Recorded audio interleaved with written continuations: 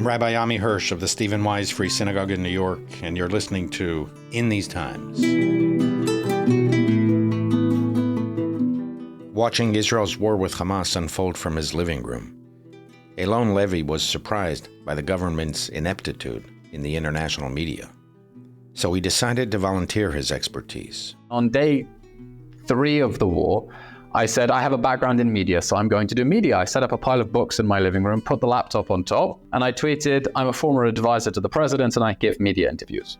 Within a week, Eylon, who just that summer had been protesting the government in the streets of Tel Aviv, found himself working as an official spokesperson for the Prime Minister's office. In this podcast, he describes his time in government. While militarily, Israel is succeeding dramatically and turned around the colossal failures of October 7th. In the information war, Israel and her supporters in the diaspora are struggling. Israel has simply abandoned the information battlefield. It's not fighting it. Now, again as a private citizen, Eylon is refusing to cede ground to Israel's enemies. That's why he started the Israeli Citizen Spokesperson's Office, to make the case for Israel abroad and to explain to Israelis why they need to take the information war seriously.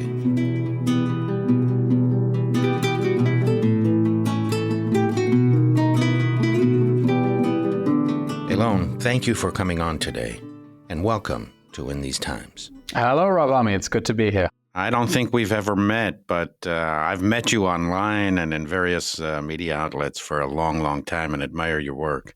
Thank you. We haven't had the pleasure, but we'll have to fix it. I'll be in Israel in a few months. Perfect. You'll have to come on my podcast as well. I will do, for sure. So tell us about your own background. You are now the co-founder of the Israeli Citizen Spokesperson's Office. That is a completely private initiative. It's not connected to any formal establishment or governmental office. And that's after working, I think, for about 6 months in the Prime Minister's office. So tell us, how did you get to the Prime Minister's office? What led to your departure from the Prime Minister's office and to your commitment to establish this completely private initiative? You want the long answer or the short answer? Listen, I want our listeners to understand enough of what you've gone through so that they draw conclusions. Okay, so make yourself a cup of tea and buckle up. Here's the story. When this war started, I was a private citizen. I had previously worked as a TV news anchor. I worked with President Herzog for the first 2 years of his presidency as foreign media advisor.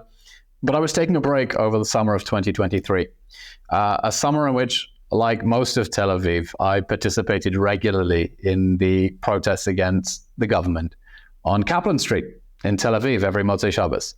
And if you had told me when I was there holding up a protest sign that I would find myself within a year as a government spokesman and then a former government spokesman, I would have asked you, when are the elections happening?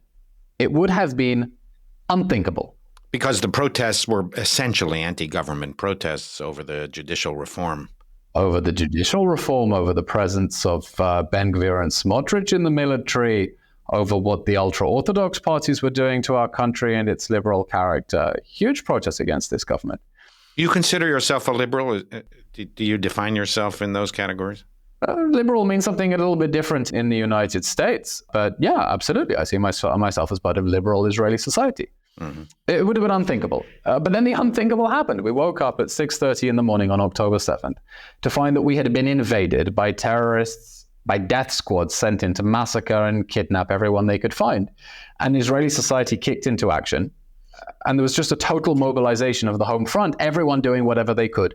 People were organizing civilian kitchens to make food for soldiers and driving down to take people to bases and help evacuated families. Everyone just wanted to help. And on day 3 of the war, I said, I have a background in media, so I'm going to do media. I set up a pile of books in my living room, put the laptop on top, took a bottle of protein powder, barely been to the gym since the war started, put a lamp on top, and I tweeted, I'm a former advisor to the president and I give media interviews.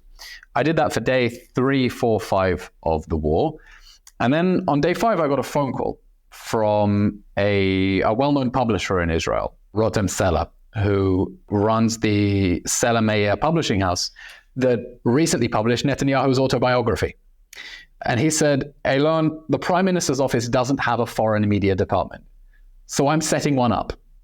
I'm building a team of civilian volunteers, and we're going to give backup to the Prime Minister's office in dealing with foreign media.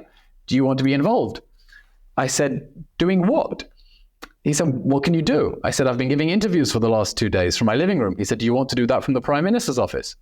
I said, Rotem, you know I was at the protest against the Prime Minister last week. He said, I know, I don't care. I said, good, I know, I don't care either, because we're in a fight for our lives now. On the Friday after the war started, I went to the Kiryat and saw Ambassador Mark Regev, who had come back from retirement to give TV interviews. He was the ambassador to the UK. The ambassador to London and previously Netanyahu's spokesman. He said, Eylon, I'm so happy to see you. We're drowning in requests for interviews. I want you to watch a few of my interviews, and from tomorrow you're on your own. I said, in what capacity? He paused. He put his finger and thumb on his chin and said, an Israeli government spokesman. Let's go with that. That's your title. Good luck. And so it was the following day that I went on TV in a suit and tie, never having met the Prime Minister, whom I still have not met, not having spoken to a single government minister, but speaking from the Defense Ministry in Tel Aviv with a sign behind me that said Prime Minister's office, going on international television to make the case for Israel during this war, because we understood only 3 things matter. Hamas has to go down, the hostages have to go home, and Hezbollah has to go away. Those 3 things remain absolutely true. And so without any process of due diligence or vetting or proper briefing, I was part of the civilian mobilization that just put politics aside on October 7th. And said, we don't have time right now for Jewish wars and infighting. We are under attack, and we have to win this war because otherwise we're in deep, deep trouble. And that's the surreal story of how a former anti-government protester in a week became a spokesman for the government. That's not how things should work in a normal country. It was the best and worst of Israel. Okay, so you spend how many months doing that? Around 5.5. And did you decide you had enough, or did others decide that for you? No, I got pushed out. I was forced to resign. Who pushed you out? There's some rumors that the Prime Minister's wife pushed you out, the UK Foreign Secretary pushed you out, or lobbied for you to leave? I think it was January, Israeli media reported that the Prime Minister's wife wanted to have me removed from my position because she discovered that I'd been protesting against the government before the war. I've never spoken to the Prime Minister's wife, but I have, I'll put it diplomatically, no reason to think those reports were false. After I got back from the United States at the beginning of March, I was informed that I'd been suspended. And the official reason was that the British Foreign Office had inquired why I was being critical of the Foreign Secretary, David Cameron, on Twitter. The Foreign Secretary had said that Israel needs to do more to let in aid, and I had replied that there are no capacity restrictions at the Israeli crossings, and if they send more trucks, we'll let them in. The British clearly didn't like a lowly government spokesman having the chutzpah to respond to the Foreign Secretary on Twitter. But anyway, that was the excuse for which I was suspended. But then it became very clear to me that that really wasn't the full story, because 3 weeks later, I still wasn't able to get a meeting with anyone at the Prime Minister's office to try to talk things over. Officials in the Prime Minister's office started briefing against me to the media, and I saw on TV the headline that a decision had been made to fire me. And so I was essentially left with no choice. I was put in a position where they didn't want to fire me because it would have been extremely unpopular domestically. They couldn't bring me back, and I was forced to resign, and said that I was resigning in a way that we would continue to fight this from civil society. And I'll say one thing actually about this experience that I haven't spoken about publicly before. The way that the Prime Minister's office handled my departure in what was essentially a political hit job, okay, did immense damage to the state of Israel. Because the headlines that were generated led people to believe that I had been forced out because I must have lied to the foreign secretary about humanitarian aid in Gaza. No official explanation was ever given. Israel didn't use the opportunity to reply to the British and say, thank you very much for the opportunity to clarify our position. There are no restrictions on how much aid can go into Gaza. Here is how much has gone in. Here's how you can send more. Thank you for giving us an opportunity to clarify. We'll give him a slap on the wrist. Maybe he shouldn't be tweeting at world leaders, but nothing to see here. Let's move on. They hung me out to dry. And they hung me out to dry in a way that generated headlines that did damage to the state of Israel. Can I ask you about that humanitarian aid? Yeah. It's still a matter of high controversy. And every day we're hearing not only from media, but from government spokespeople that not enough aid is getting into Gaza. What's the real picture? At any given moment, there are hundreds of trucks worth of aid piling up at Kerem Shalom after Israel has processed them, inspected them, let them into Gaza, that the UN hasn't been picking up. The problem has never been getting aid into Gaza.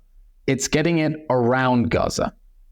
And that's because it's a war zone, and Hamas is hijacking aid, siphoning some for itself and selling the rest on the black market. So why is Israel constantly being blamed for not providing enough aid?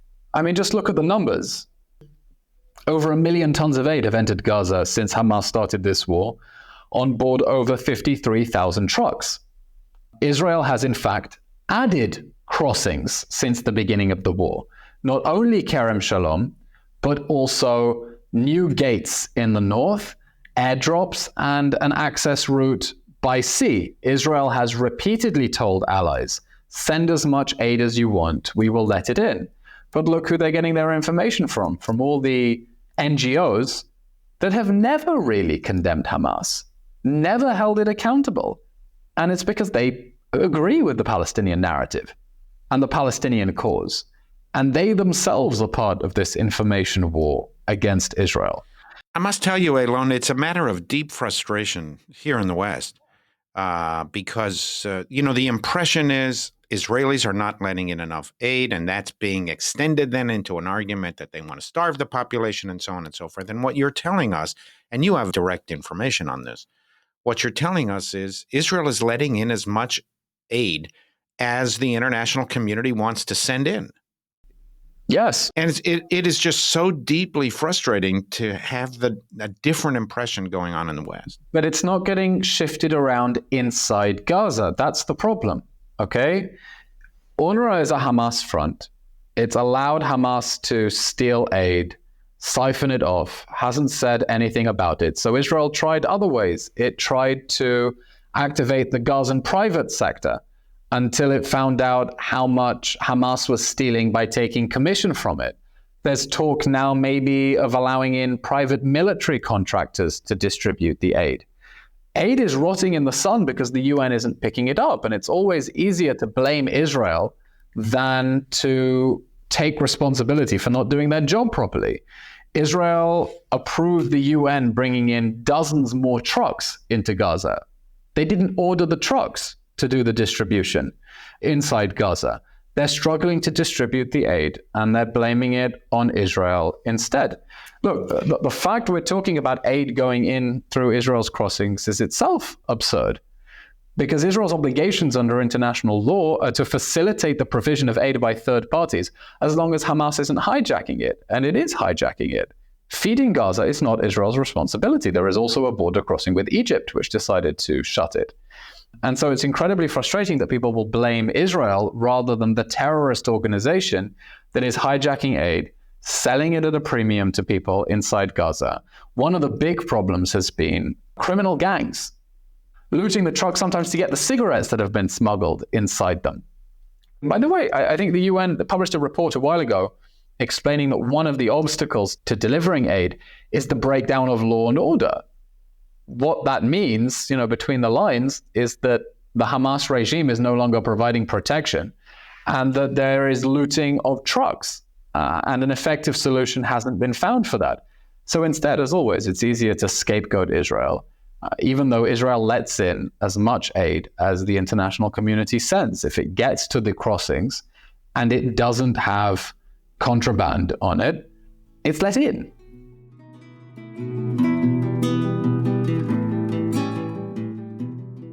let me ask you, what's your general sense of the mood nowadays in Israel? The mood is anxious in Israel. Israel is not a country that's built for long wars, and we've been in this crisis for a year now. It's a bit like COVID. Everyone thought it would be over in a few weeks, and it's become our reality. And what began as a Hamas attack on Israel, the barbaric October 7th massacre, the taking of 250 hostages, has become a regional war in which Israel is fighting for its life against the Iranian regime and its proxy armies on 7 fronts. People around the world don't realize that on any given day, we can have incoming rocket attacks from 4 or 5 different directions. This morning, I jumped out of bed because of a Hezbollah missile attack on Tel Aviv that sent millions of people running into their shelters. We have drone attacks from the Houthis in Yemen. Every day, the security forces are thwarting Palestinian terror attacks from the West Bank. Gaza, of course, Hamas is still fighting and holding onto hostages. Attacks from the Iranian militias in Syria, Iraq. And so what the Iranian regime is trying to do is wage a war of attrition that is trying to grind down the people in this country and make ordinary life here impossible because they're playing a very long game.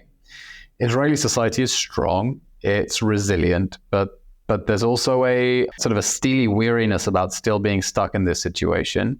On the other hand, a lot of strength and defiance because Israelis understand what's at stake in this war and that we really do have national interests and a strong sense of collective purpose and that we really are fighting for something important. But, of course, the whole world wants this problem to go away. And so do we, but we understand that the problems won't go away until the threats go away. And we don't want to have to deal with them, but we're having to do it. So mindful, Eylon, that prophecy is always risky, especially about the future. Do you have a sense? Do you want to take a leap and give us your sense of what is likely to unfold over the next 3, 6, 9 months? Look, Israel's achievements against the Iranian Axis have been phenomenal. The Hamas terror regime is no longer an organized military. It doesn't have an ability to fire missiles at will at Israel. We thought that by this point in the war, we'd have buildings falling down in Tel Aviv from Hezbollah in Lebanon, and it isn't happening as a result of decapitating their entire leadership, getting terrorists off the battlefield, targeting their facilities with incredible precision.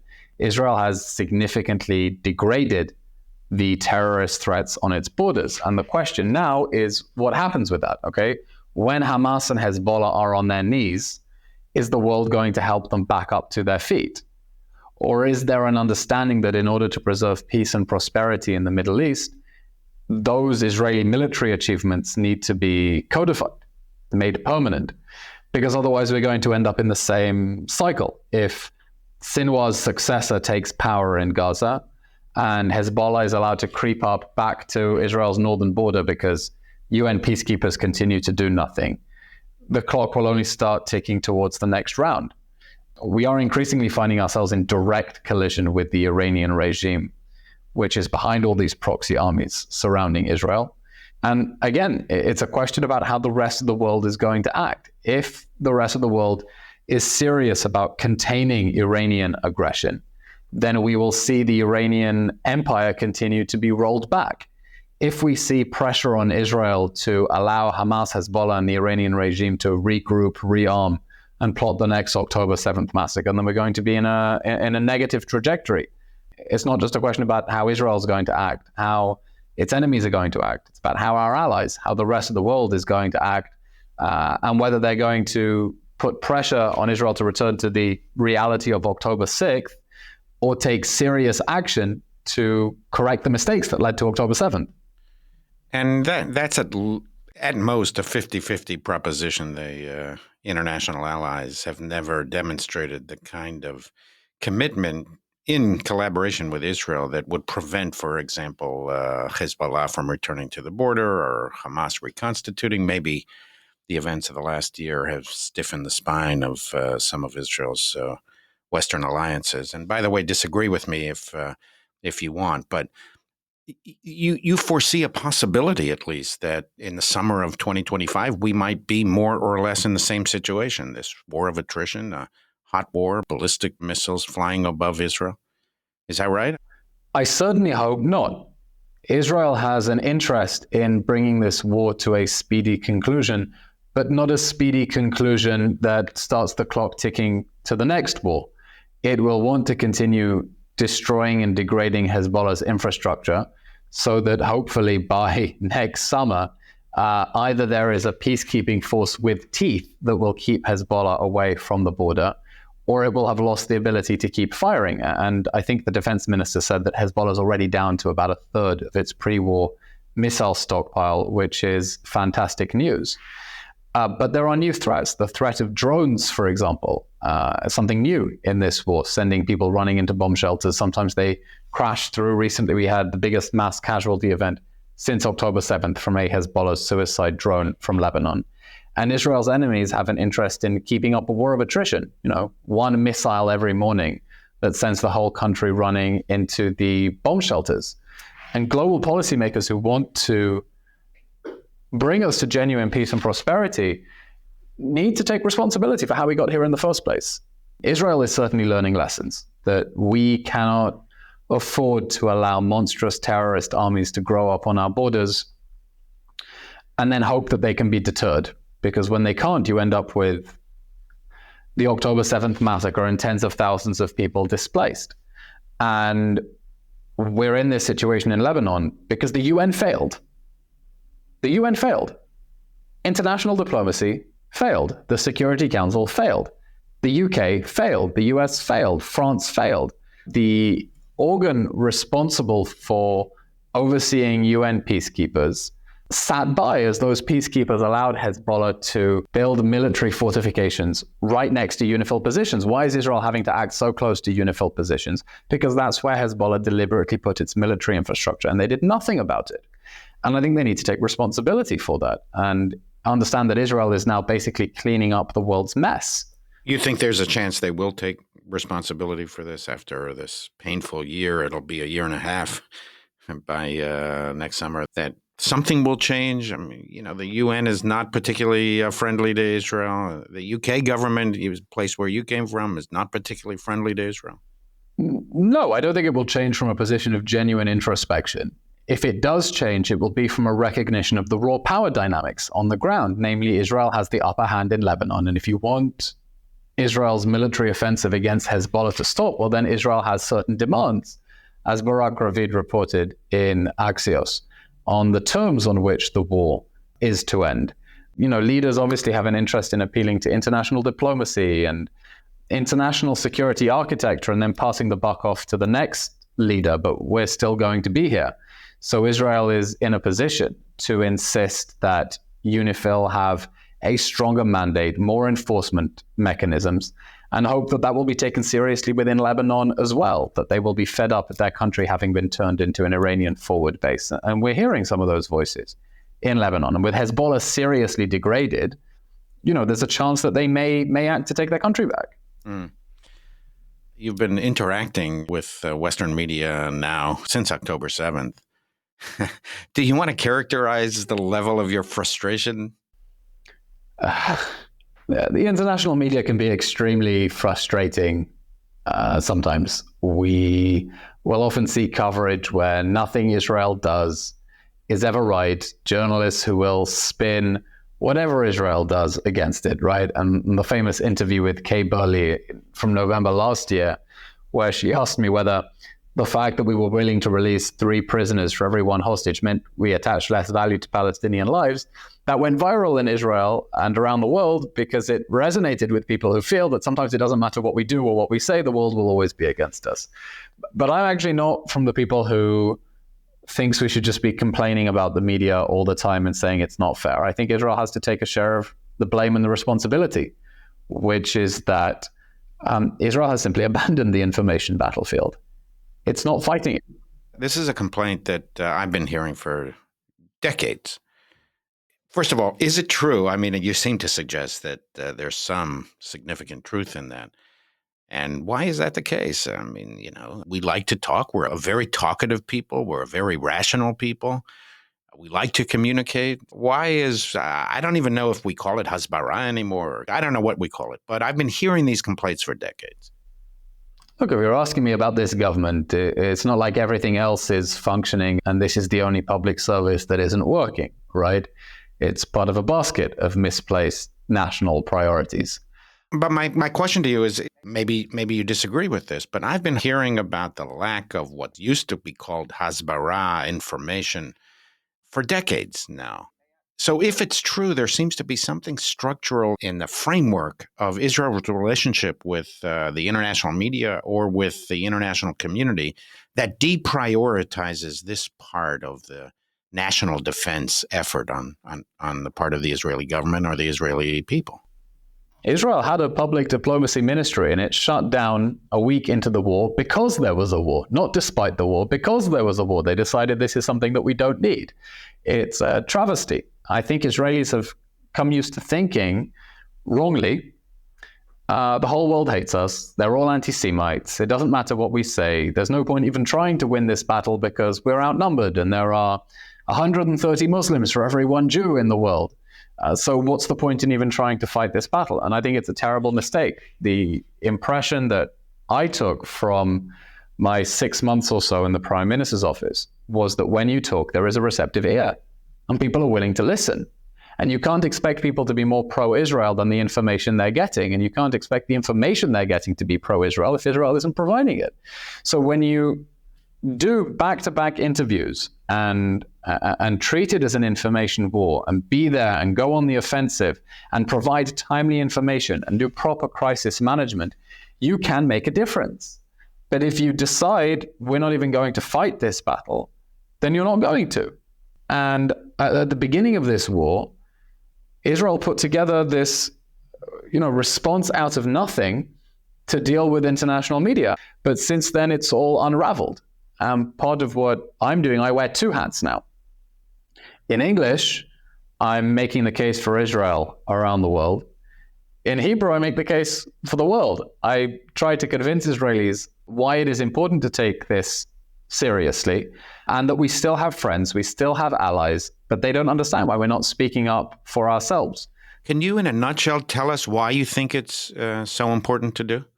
And after all, you said there's at least a strong argument on the part of people who have authority and influence in the Israeli decision-making process that it's not important. Why do you think it is important? What's at stake? This is why the information war is critical. Israel's enemies want to destroy us. They think it will be easier to destroy us if they convince the world that Israel deserves to be destroyed. So you have a big campaign accusing Israel of genocide, apartheid, starvation, being a white settler, supremacist, fascist, blah, blah, blah, blah, blah, committing every war crime under the sun in order to convince good, ordinary people in the US, the UK, Germany, that Israel is as bad as Nazi Germany. You don't negotiate with Nazi Germany. You don't fly to Nazi Germany. You don't do business with Nazi Germany. Nazis are meant to be destroyed. And anyone who supports the Nazis should be jailed or purged from society. That is what they are trying to do. They want to ensure that the next time they attack Israel, whether it's suicide bombings or drones or ballistic missiles, our allies will stand back and say, the Jews had it coming. They deserved it because their country didn't deserve to exist in the first place. So why should we step in to save them? Why should we help defend them from ballistic missile attacks? Why should we even sell them weapons? They want to attack Israel, and to attack Israel, they want to leave it defenseless. That's why the information war matters for Israel. It's difficult enough to fight a war on 7 fronts without fighting against the whole world at the same time. We are a small country. We are outnumbered. We are vastly out-resourced. We need the material, moral, and diplomatic support of our allies in order to fight for our existence. But I'll say something else about why the information war matters and why we have set up the Israeli Citizen Spokesperson's Office to continue this fight from civil society.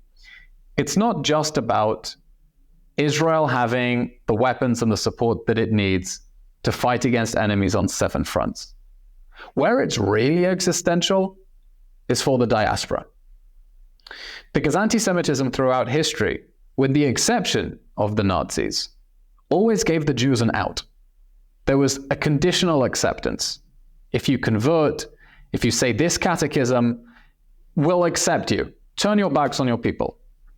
There is a movement now around the world that is going to Jews and saying, we have nothing against Jews. We have something against Israel.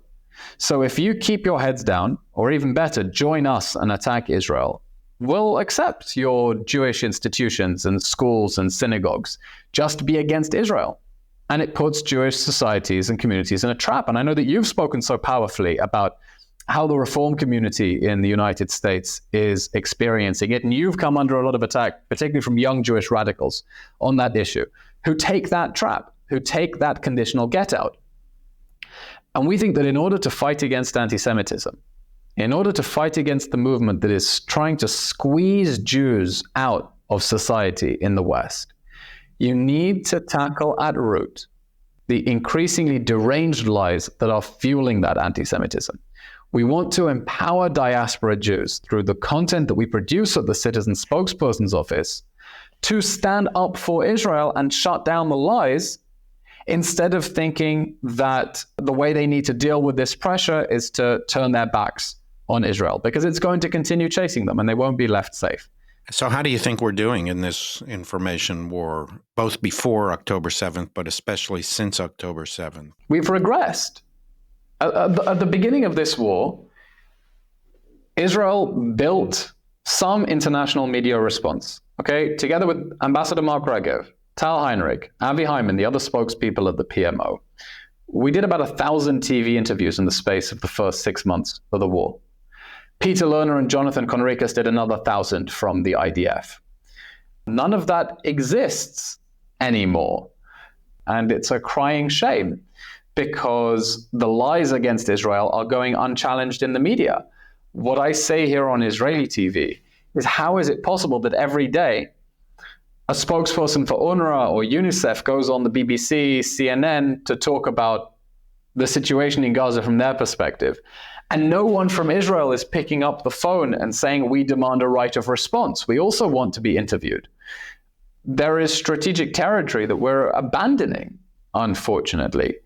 And the fight is being led by individuals within civil society who are simply taking up the mantle themselves. Here at the Citizen Spokesperson's Office, where we're trying to coordinate interviews all around the world, on the night of the ballistic missile attack from Iran, we placed 30 interviews in the global media, but also from other private citizens. And really within Israel, the only functioning element of the information apparatus is the IDF spokesperson's unit, which, for various bits of criticism that I'll have, is actually doing a very good job fighting a war that no other army has to do, because no other war is so intensely scrutinized that they're required to account for the velocity of every single bullet and a million different events happening on 7 different fronts. It's happening from the IDF. It's not happening from the rest of official Israel. So my question for you, Eylon, is you mentioned 2 dramatic interests that Israel has in terms of waging this information war. One is public opinion in the West that affects policies of our allies. And secondly, on Western Jews, of course, the biggest population is American Jews. And you said we've regressed. Have you noted a regression in those achievements, in the solidity of the support of Israel's international allies, as well as Western and American Jews, as a result of the regression of the information war? Well, of course, our allies' support has regressed. Since very early on in the war, Israel has been continuing to fight by withstanding immense pressure from allies who said not to go into Rafah, turn the other cheek to attacks coming from Hezbollah, and wrap this up with some sort of diplomatic accord that would leave Hezbollah in place. Israel has had to resist that pressure in order to continue fighting. Within that, we've seen an incredible, what I call the Great Diaspora Awakening of October 7th Jews. Those who weren't especially connected to Israel before the war, or were and have redoubled their efforts, who suddenly received a punch in the gut. And I'm sure that from your own pulpit, you've seen people wearing Magen Davids who didn't before, lighting Shabbos candles who didn't before, maybe even putting up a mezuzah who hadn't before. I think there's an increasing understanding in the diaspora about what is happening, why it matters, and why they need to speak up and use their voices as well. But as the protests intensify, especially what is happening on campuses, the temptation to go all in with the big bad wolf, those who are offering the conditional acceptance, becomes greater and greater. And if Israel isn't telling its story and setting the record straight, it becomes more difficult for people to oppose that. One of the most insidious things about the modern anti-Semitism is the gaslighting. It's the attempt to make people doubt their own sanity, their own humanity, their own decency, and they're doing a very good job about that. But maybe this is a question that I'll ask you when you come on State of a Nation here in Tel Aviv, how you're seeing that from your own end, whether you're seeing people intensifying their commitments to Israel or being squeezed out by that pressure. So you've got a bit of time to think of an answer now.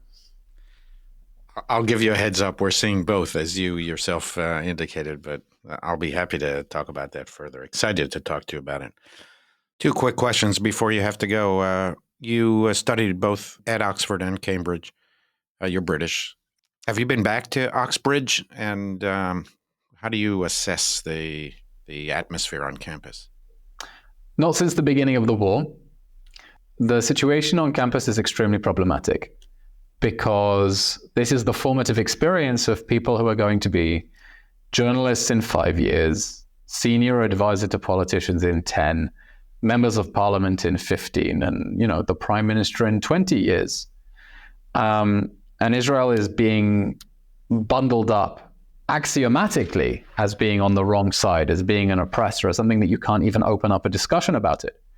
And everywhere I go around the world, I make a point of speaking to students to understand what's happening and how they're fighting back against this to try to set the record straight. And it's so critical that they use their voices.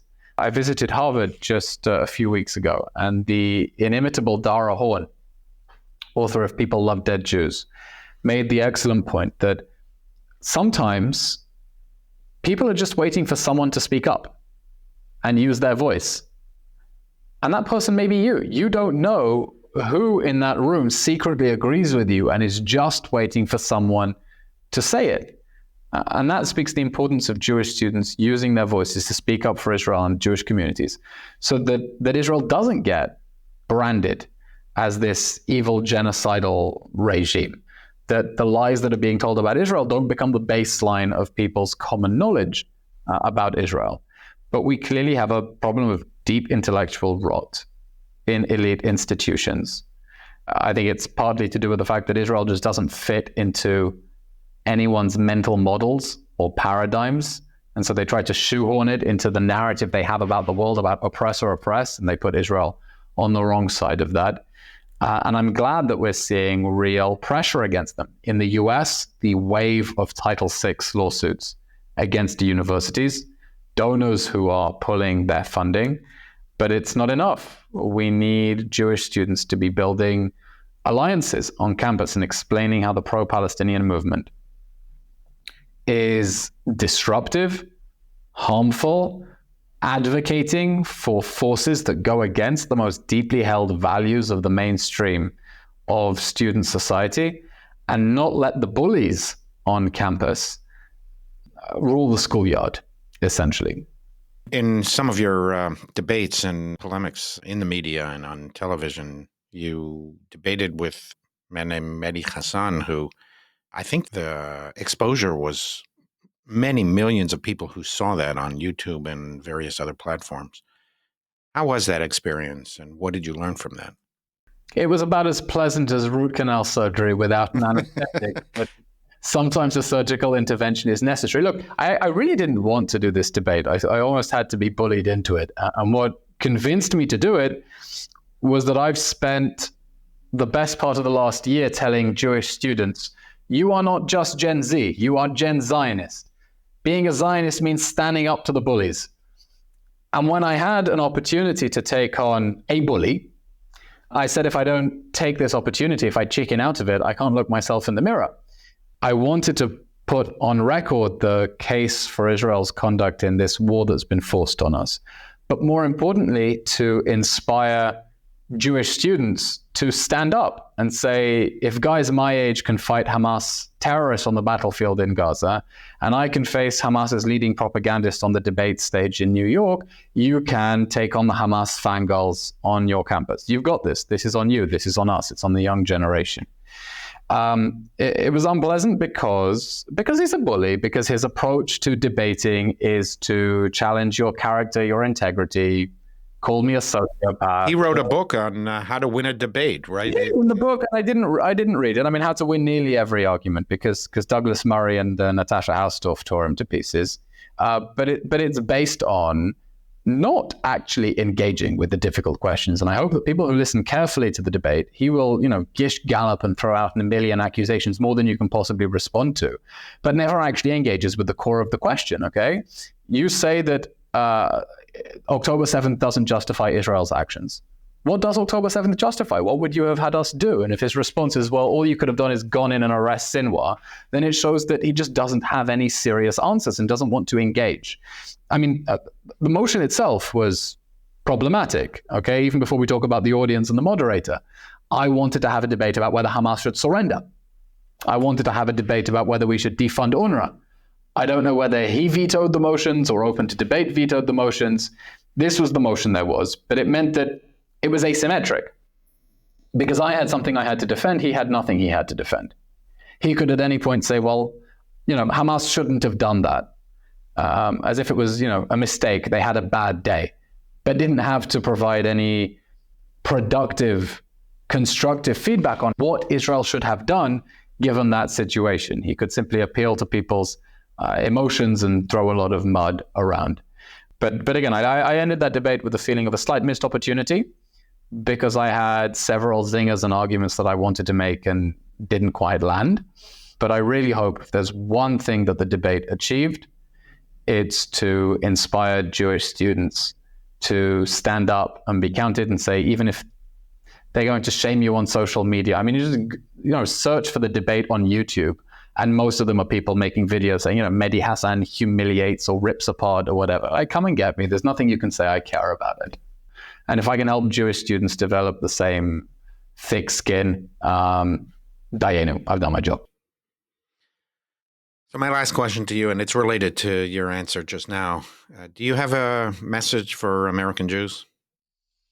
Our messages are the messages we put out through the Israeli Citizen Spokesperson's Office. We are building this nonprofit in order to support you, in order to empower you, because we know there are so many of you who want to speak up for Israel and feel you don't have the information, you don't have the words.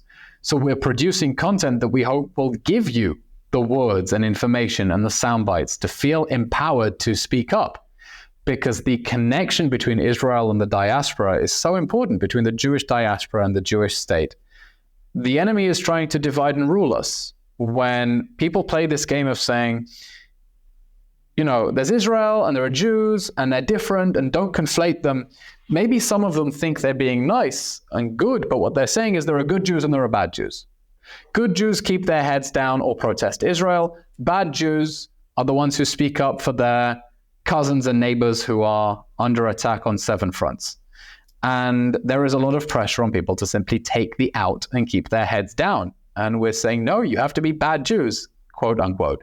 You have to speak up for your brothers and sisters who are under attack, because real lives are at stake, and because we cannot allow our enemies to pick us off by dividing and ruling us. And if you want to fight against anti-Semitism, I'm sorry, it's not enough to organize another protest against hate.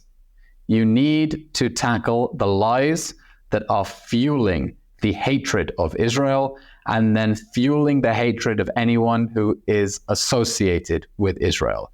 You cannot allow the lies that are being told about Israel to go unchecked, to go unchallenged, and hope that it will pass you over just because you're in the diaspora. So we hope that this vehicle that we're building will be useful in empowering diaspora Jews to find their own voices. And please follow us on all social media platforms. And we're open to all and any unsolicited advice and feedback on how we can make this more useful for you. Well, with that happy note, I want to thank you, Eylon Levy, for giving us this time, but for your immense efforts and talents on behalf of the Jewish people. Thank you very much.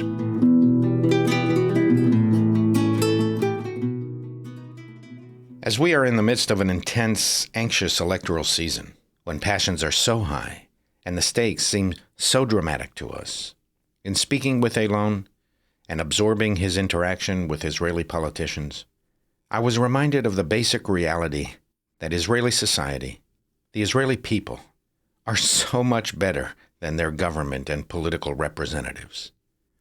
It's hard for me to pinpoint why. Perhaps it is the electoral system that, for many reasons, inclines towards electing mediocre representatives. Perhaps, partially at least, it is in the nature of politics and politicians. I often feel that in America, too, the people are better than their representatives. Either way, it's frustrating to me. There is a fascinating and profound debate in the Talmud on the nature of political leadership. It is only 2 sentences long. According to one view, as the leader, so the generation. According to the other view, as the generation, so the leader. In other words, one opinion proposes that the character of a generation is determined by its leadership from the top down. This view asserts that leaders have a critical impact on the character of a society.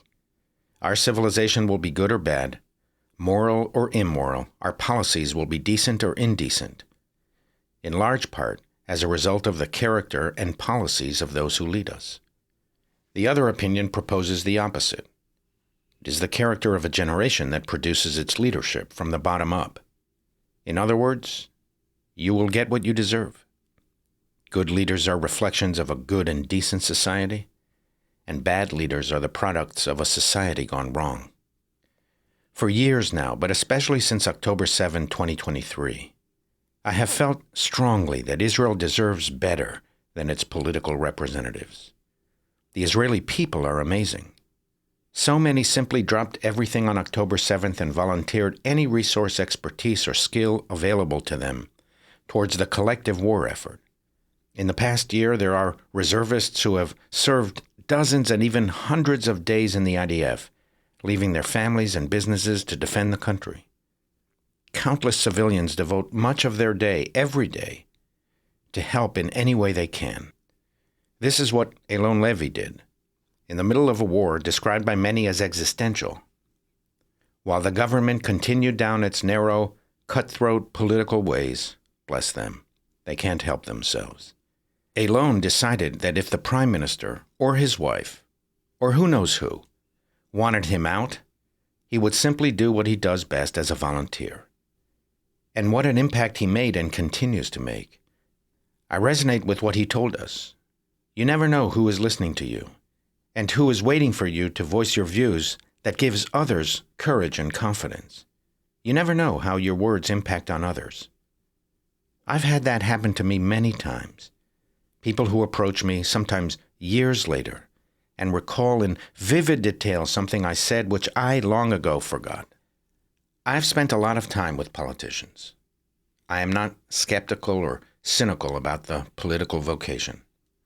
Politics can be and often is a noble profession. It's about ideas, values, service, and collective responsibility. But at all times, we must remember that first and foremost, politics is about the pursuit, acquisition, and exercise of power. Politicians can spend a lifetime seeking power, and when they have it, they are loath to give it up. They develop a keen awareness, almost a sixth sense of threats to their position. In the maelstrom of the political struggle, the human interaction in politics is fiercer. Innate human passions are stirred much more deeply.